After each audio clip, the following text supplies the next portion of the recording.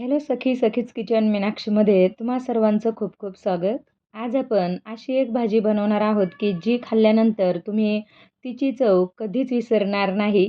इतकी ही भाजी चवीला छान लागते. त्यामुळे व्हिडिओ स्किप न करता शेवटपर्यंत पूर्ण पहा. भाजीसाठी इथे मी अर्धी जुडी पालक व्यवस्थित निवडून घेतलेली आहे.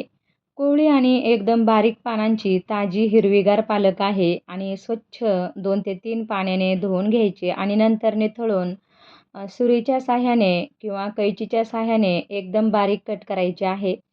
या भाजीसाठी पालक जी आहे एकदम बारीक कट करायची. भाजीसाठी इथे मी 1 मोठा चमचा साजूक तूप घेणार आहे. त्यामध्येच अर्धा चमचा तेलसुद्धा घालणार आहे. तुमच्याकडे जर तूप नसेल तर तेलाचा वापर केला तरी चालेल, पण साजूक तूप असलं तर नक्की घाला. भाजीला खूप छान चव येते. आता हे तूप चांगलं वितळल्यानंतर त्यामध्ये सुरुवातीला राई आणि जिरं घालून घ्यायचं आहे. आणि हे राई जिरं छान तडतडल्यानंतर त्यामध्ये थोडासा हिंग घालून घ्यायचा आहे. आणि बारीक कट केलेला भरपूर असा लसूण घालायचा आहे. यामध्ये लसणाचा वापर जास्त असणार आहे. खूप छान चव येते. लसूण छान परतून घ्यायचा आहे. लसूण परतत असतानाच यामध्ये 2 हिरव्या मिरच्यांचे तुकडे घालून घ्यायचे आणि मिरचीसुद्धा परतून घ्यायची आहे. हिरवी मिरची, लसूण आणि आल्याचा जो स्वाद आहे तो छान तेलामध्ये उतरला पाहिजे आणि गॅस एकदम कमी करायचा आहे लसूण घातल्यानंतर.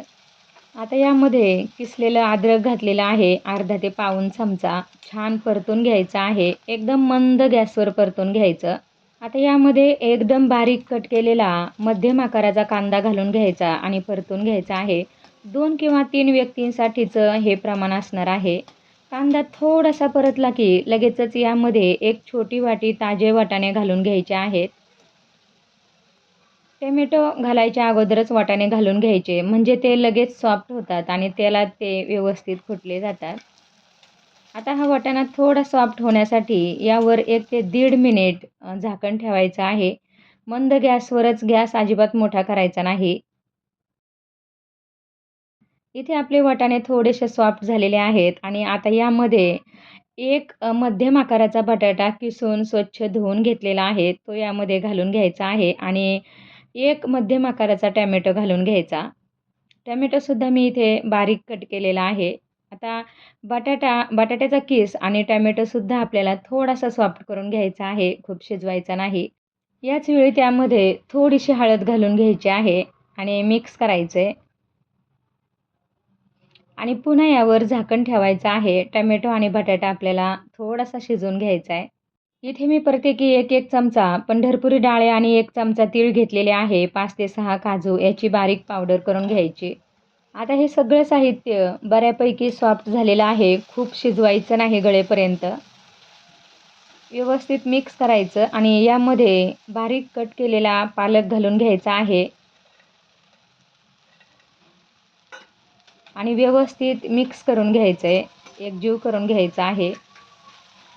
पालक 2 प्रकारची भेटते. एक खूप मोठ्या पानांची पालक असते आणि एक छोट्या-छोट्या पानांची पालक असते. तर इथे छोट्या पानांची पालक घ्यायची.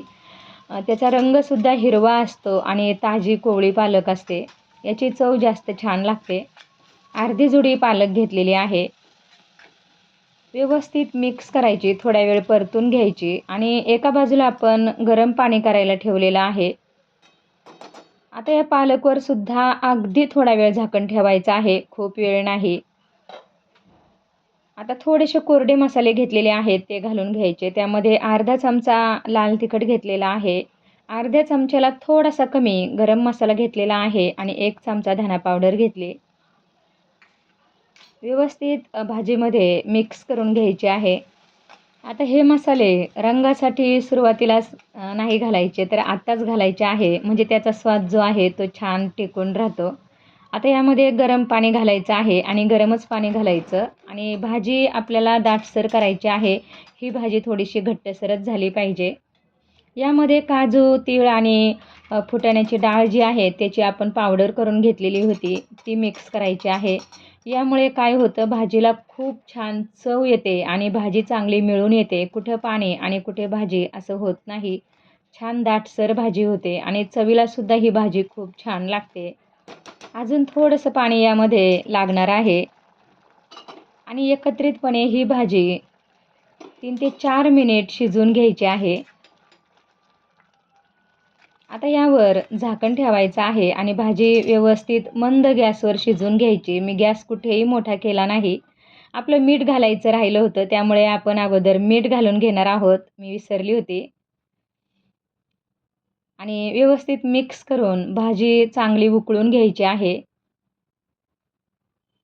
3 ते 4 मिनिट झालेले आहेत आणि भाजी व्यवस्थित उकळल्यानंतर यामध्ये बारीक कट केलेले पनीर घालून घ्यायचे आहे.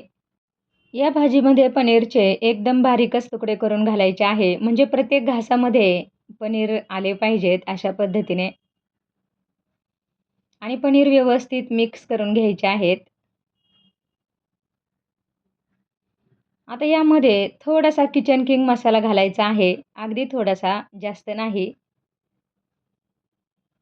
आपण अगोदर थोडासा गरम मसालासुद्धा घातलेला आहे आणि आता भरपूर सारी हिरवीगार कोथिंबीर घालून व्यवस्थित मिक्स करून घ्यायचे आणि पुन्हा यावर आता पनीर सॉफ्ट होण्यासाठी 2 मिनिटे झाकण ठेवायचं आहे, त्यापेक्षा जास्त नाही. आपण संपूर्ण भाजी झाकण ठेवूनच केलेली आहे, म्हणजे भाजीचा जो स्वाद आहे आतल्या आत व्यवस्थित राहतो, त्याची चवसुद्धा छान टिकून राहते. तुम्ही बघू शकता एकदम दाटसर आणि व्यवस्थित अशी भाजी झालेली आहे. आणि गॅस बंद केल्यानंतर आपण जी पावडर बनवून घातलेली होती, त्यामुळे ही भाजी अजून दाटसर होत जाते. यावेळी तुम्ही वरतून हॉटेलसारखा तडकासुद्धा भाजीला देऊ शकता. या भाजीची चव इतकी छान लागते, की पालकची भाजी न खाणाऱ्यांनासुद्धा कळणार नाही, की यामध्ये पालक आहे. इतकी छान होते.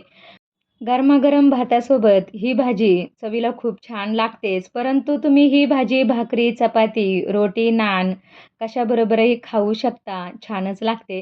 तुम्हाला ही आजची रेसिपी कशी वाटली कमेंटमध्ये नक्की सांगा. तुम्हीसुद्धा या पद्धतीने भाजी बनवून बघा आणि आपल्या चॅनलला अजून सबस्क्राईब केलं नसेल तर लाईक, शेअर आणि सबस्क्राईब करा. बाजूलाच तिथे बेल आयकॉन असते तीसुद्धा प्रेस करा. म्हणजे माझ्या रेसिपीज तुम्हाला ताबडतोब पाहता येतील.